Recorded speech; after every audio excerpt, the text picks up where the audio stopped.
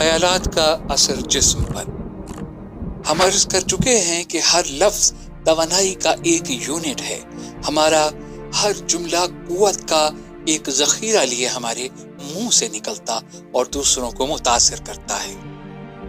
ہماری داد ایک شاعر کے چہرے کو چمکا دیتی ہے۔ ہماری شاباش سے ایک طالب علم کا حوصلہ بلند ہو جاتا ہے۔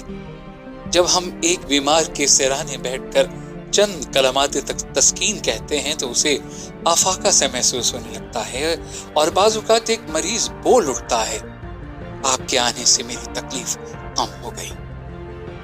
الفاظ خیالات کی تصویریں ہیں اور خیالات وہ لہریں ہیں جو دماغ سے اٹھتی ہیں۔ ان لہروں کی دو قسمیں ہیں، ایک وہ جو خوف، نا امیدی، بے ہمتی، غصہ، حسد، جلن، انتقام، بے چینی اور سراسیمگی پیدا کرتی ہے۔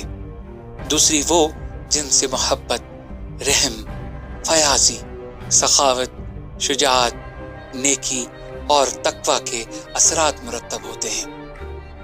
جب کوئی آدمی خیانت یا چوری کرتا ہے، رشوت لیتا یا ناؤ نوش میں پڑ جاتا ہے تو دماغ ایسی لہریں خارج کرتا ہے جو خوف اور بے چینی میں تبدیل ہو جاتی ہیں، اور کتنے ہی ایسے امراض ہیں جو بے چینی سے پیدا ہوتے ہیں۔ بعض اوقات شدید بے چینی دیوانگی یا موت کی صورت اختیار کر لیتی ہے۔ Mister R.W. ٹرائن نے ایک عورت کی کہانی درج کی ہے کہ کسی بات پر اسے اتنا غصہ آیا کہ اس کے دودھ میں زہر بھر گیا اور اس کا دودھ پیتا بچہ مر گیا۔ ایک امریکی ڈاکٹر کا نظریہ یہ ہے کہ بیماری پہلے جسم لطیف کو لگتی ہے اور پھر جسم خاکی میں منتقل ہو جاتی ہے۔ چنانچہ وہ لکھتا ہے In the tune with the infinite, page number 39۔ ترجمہ: دماغ جسم کا فطری محافظ ہے۔ ہر قسم کا گناہ جسم لطیف میں برس اور دیگر امراض پیدا کرتا ہے، اور پھر یہی امراض جسم خاکی میں منتقل ہو جاتے ہیں۔ غصے سے تھوک کے اجزائے ترکیبی ایک خطرناک زہر میں تبدیل ہو جاتے ہیں۔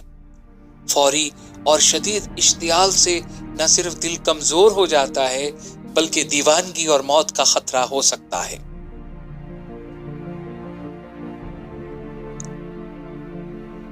میرے ایک شناسہ مشرقی پاکستان کے مشہور جنگل سندر بن میں شکار کھیل رہے تھے کہ اچانک سامنے شیر آ گیا۔ یہ بے بس ہو کر گر پڑے اور شیر واپس چلا گیا۔